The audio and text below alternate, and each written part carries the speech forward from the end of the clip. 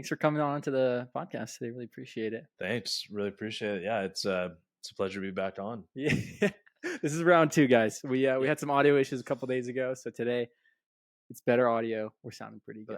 I've refined what I had to say, so it'll be good. I got some fire questions for you today. Can you, Truman, give a little introduction of who you are, where you're from, and a little bit about yourself? Absolutely. Yeah. So my name is Truman Cassidy. I'm from California. Same part as Ethan. Lincoln, California. Yeah, Lincoln. I moved there when I was 15. Grew up in Southern California. It's been California my whole life. Absolutely loved it. It's a awesome place to grow up. Absolutely, and freaking love it there. And I know it's I know you love it too. Lincoln's nice because it's like a pocket of conservative yet like country and chill people. Yeah. The county, certainly Placer County, is very red. I don't think a lot of people realize not most counties in California, but there's like tens of millions of conservatives in that state. And it rivals Texas and Florida. Really? Oh yeah. I didn't know that. Yeah, it's the right neck to neck. So wow. Obviously we're outnumbered, but there's still a number. That's true. That's true. Yeah, so I loved it. Love both ends. And I think that the diversity of what to do and who to see and who ends up living there is like unmatched, and it was great. Do you think a lot more people are going to end up moving into California in the future now that all the fires and everything are kind of calmed down and COVID isn't all crazy? But you think more people are going to come into California or leave? Yeah, I don't know. I don't think. I mean, you had the Los Angeles fires, but we're gonna have so many more fires. I mean, every year we always have gnarly fires, like fire issues and water issues, but I think both have been politicized for like no reason. Yeah. I don't think it should be that big of a debate. I think there could be better wildfire tactics and funding. I mean, the plans they use to fight these fires are usually, they're out of service, but they're usually like really, really old. Yeah. I think it's not a very like good paying job, so that we could have better wildfire techniques and wildfire firefighters. It's kind of a twister. Yeah. And then with water issues and like water rights, that's always been politicized. And I could see more people moving in eventually. I think there's a lot of stuff that needs to change in Sacramento, but at the same time, there's so many good things about it that I think the population will kind of stabilize and maybe grow a little bit. I love the West Coast. Yeah. And I will probably live for the rest of my life. I feel like that's controversial. I love that you want to go back to California, but I feel like a lot of my, honestly, generally our close friends are from California, but they don't want to go back. Yeah. Why do you think that is? Well, I mean, it's an upward battle for sure. I mean, I think politics aside, like that's where all my family's at. I don't want to be like 8 states away from like my parents or my aunts and uncles and cousins, and that's become too common. I think with like virtual work and, as a society, we've kind of veered away from living close to family. Like, there's a lot of benefits that come with living close to your family. Yeah, and they don't plan on moving, so I don't. You don't plan on moving at all? Yeah, I'd love to stay close. So that's like just logistical and like social and family reasons. Yeah. But yeah, I mean, even like when you read like the Bible or like the Book of Mormon, which I'm a firm believer in, and these stories of like faith and perseverance, like there's no one suggesting like, just get out of Dodge and like and pack up your bags. I mean, it's not Sodom and Gomorrah. No. If it is, then like, I would probably like I'd be out of there. I'd be freaking out of California. Like, no, I can't stay here. Yeah, like the state as a whole is not. It's not burning. Yeah, it's not burning. It's not Babylon. It's not like. I think there's so many wonderful things, and you do pay more absolutely to live there, and there is stupid taxes and dumb policies. But also, I think people let government dictate too much of their lives. I mean, yes, there's the part of like you will have to pay more for certain things. If I wanted to get a firearm or I wanted to get fireworks, Yeah, fireworks. Yeah, fireworks and fireworks. Yeah, which is a bummer because I feel like in our childhood we were able to do a lot of fireworks and a lot of fun firecrackers and bottle rockets, and now a lot Yeah, of those are illegal and yeah. can't go to other states and have fun And there. that's the California promise, right? It just didn't get more taxed or banned or canceled or Yeah, so. But I don't know. I don't think a lot of that dictates my happiness, you know. And I yeah, think that's awesome. one thing that's really frustrating is people that what goes on in Washington, especially what's going on in the White House, Hmm. just absolutely destroy their lives, or they're just like, holy cow, because so and so's president, I'm cooked, or like I'm I'm gonna gonna move to be Canada. I'm gonna move to yeah, the like UK or something like sweet. that. Yeah. President Trump doesn't know who I am. President Biden doesn't know who I am. Yeah, yeah, move to Canada, like Okay. cool. Move to Spain, move You'll be to helping the rest of the Americans out. yeah. I it's such an incremental amount of people. I mean, I think Yeah. the amount of people who are born in the United States and choose to stay, I think our reading was like 91%.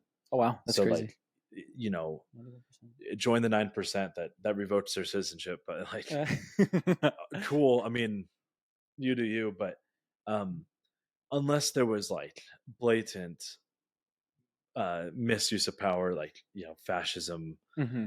um, Communism, any of that. yeah, any of the isms, as I say. But Other than if capitalism, we love yeah, other that. than capitalism, yeah, if we're throwing people in camps and um, there's like blatant misuse of power, and it's coming from like unilateral government, Hmm. that would be concerning. But really haven't seen that. So Absolutely. yeah, I don't have a problem with and even per state. If I really get fed up with California, um, I'll just move somewhere else. Yeah, I know. There's so many other good states. Yeah, California's fantastic, but there's also a lot of other states that are really yeah, good, like Idaho. It's yeah, great here. exactly. I always say make Texas more Texas, Florida more Florida, Facts. California more California. Hmm. And if you can't, if one's too polarizing than the other, then settle with, with Wisconsin or like, Montana. yeah, no, well, like somewhere more nuanced. I mean, you could find somewhere that's more, um, like a more bicameral Yeah. legislation. I don't know if that's the right word. Like that's more politically neutral, but Oh, okay. Yeah. Like you know, swing states, or are you saying yeah, just like more? a swing state. Oh, Yeah. okay. So, because there's states that have Democratic senators and Republican governors, Yeah, absolutely. and I don't think that's a bad thing at all. Like, have some cooperation between the two parties. So. Yeah, absolutely. Well, Truman, you have a lot of knowledge in government officials and in politics. And honestly, I love your sweater that you're wearing. Oh yeah, Is that Donald Trump on oh there? yeah. That's Trump freaking so. dance, I love that. That is so awesome. his famous YMCA. And you actually went to his inauguration a Yeah, I couple weeks did. ago, Yeah. right? How was that? Oh, it was awesome. It was so much fun. So, um, yeah, a couple of my buddies and I, we just always wanted to. Well, not.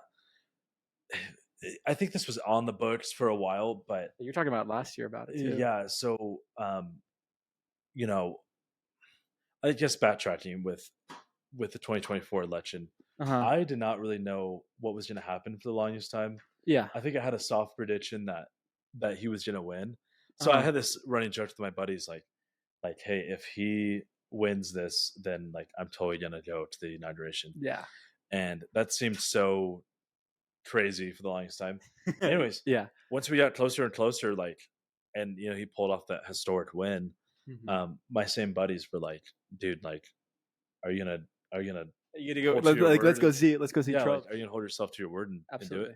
So we started looking at tickets, and obviously the event's free. It's just a matter of like To somewhere to get stay, there. and Yeah. yeah, and you know, um, yeah, where to stay and getting yourself there. So Hmm. yeah, we planned the entire thing. Obviously, I was pretty upset when they made it indoors, That sucked. which is ironic because I have had friends or I've had family members go in the Hmm. past, and um, my dad went in 1985 for Reagan's second, That's so cool. but that was the That only would've been other an awesome inauguration to experience. go inside. So That it was that just would've like been such an awesome it's experience. straight irony, yeah.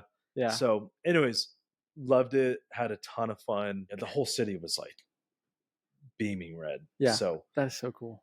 yeah, That's so I had cool. no complaints going, and the museums, the monuments, Washington, like the National Mall. Uh-huh. I mean, Washington D.C. is the coolest place to go to, and it's very That sounds manageable. awesome. Like it's not very big either. So Yeah, that sounds so awesome. yeah, Are you wanting to go into politics for your career? yeah. I mean, it's a great question. I would start really small. I think Mhm. whatever city I lived in, I could see myself being in city council, city planning, Yeah. mayor, and then if I went beyond that, maybe like county supervisor, something along those lines. Okay. Um, build up kind of a name. Build a Yeah, reputation and name for yeah. yourself. Bloom where That's I'm awesome. planted, and then it's really just a game of knowing people. And um, Mhm. I don't think it's good to just use people to To get what you want. for name recognition. Yeah, But there's a lot of pros that come with being in the industry, being in that realm. absolutely. Um, something tells me I need to be kind of intertwined with like business because a lot of Like Trump.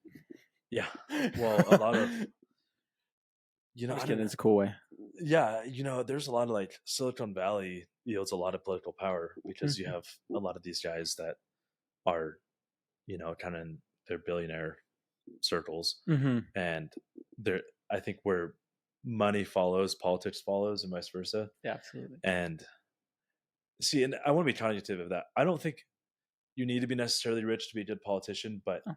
you are very prone to corruption and Mhm. favors, and I think that does scare me a little bit. That's the scary part. I feel like that it goes in a gray area of politics. Of if you want to get a little bit higher up, you kind of gotta what's the word tit for tap or scratch somebody's back and do some Yeah. favors, and it's scary because it can get into darker deals Yeah. and jip a lot of people, getting a lot of Hmm. votes, and that'd be a scary thing.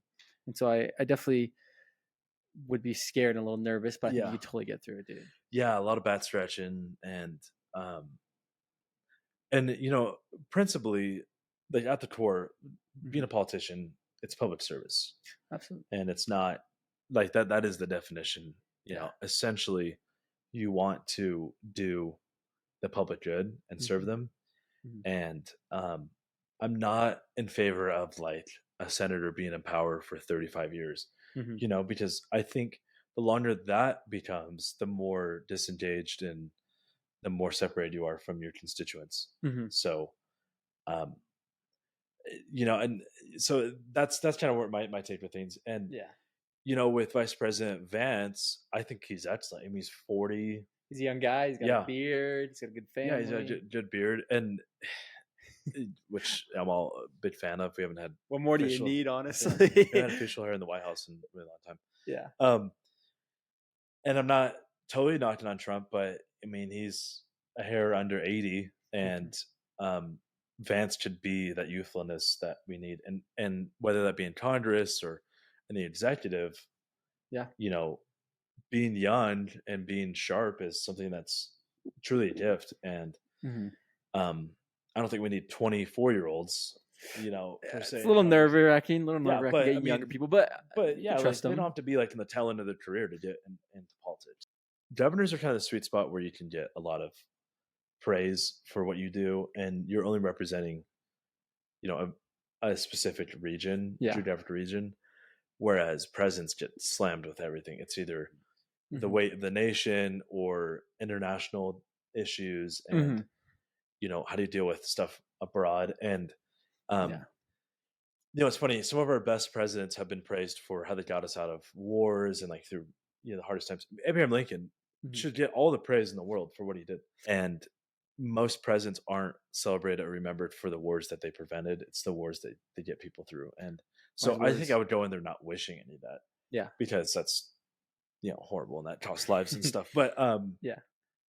to be like um, to be ready for those challenges, whether domestic or international, Mhm. would be a lot. It'd be a lot to handle on your plate. I feel like Right. as presidents, they are the face of the entire country, Hmm. and governors and senators are more obviously the image of the state. Yeah. And being a president, you'd have a lot more stress. Everybody loves you, but then also everybody hates you. Yeah. And in that position, if you were president, how would you handle criticism? Yeah, I mean, I think you just have to handle it at its face value and realize, you know, I don't know, like people are gonna try and get under your skin, but at the end of the day, no one knows you best than yourself, than your maker, than your spouse, your kids, your siblings, your Yeah. parents. Oh yeah. Um, and I don't know. I think criticism takes baby steps. I'm criticized today, and I don't hold really any power. Yeah. I just control myself, but I can control how I react. And in class today, I had um, we each submitted like an English. It wasn't like a full essay, but it was like just Uh-huh. little paragraphs, Yeah. and we had to paraphrase a article. So that's what I did. Just submitted my paragraph, Uh-huh. paraphrasing an article, and it was all randomized, like who got picked, and I got picked. Oh, So I thought it was really really? funny. And That is funny. my teacher was like, all right, like let's pick, let's randomize it. Okay, so we got Truman's paragraph. Mhm. What are some things we like? What are some things we don't like? And there was not one positive. I mean, it was like I Really think 9 or 10 people commented, and it was all like controversial of what you well, you thought yeah, not really or controversial, but it was more negative, more critical. So it was okay. like oh, you cited this wrong, or that sounded clumsy, that was too casual, that was too long, Yeah. that was cherry picking that.